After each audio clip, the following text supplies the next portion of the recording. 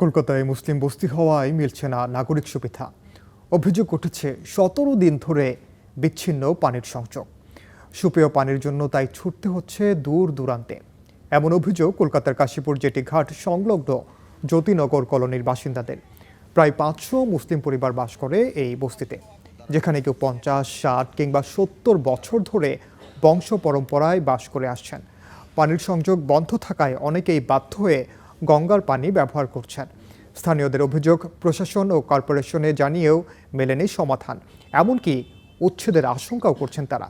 কারা তাদের পানির সংযোগ বিচ্ছিন্ন করেছে সেটি এখনো স্পষ্ট নয়। অন্য লোকেদের ওখানে জল আনতে গেলে আমাদের ওখানে ভিড় হয়, আমাদের দাঁড়িয়ে থাকতে হয়, বসে থাকতে হয়।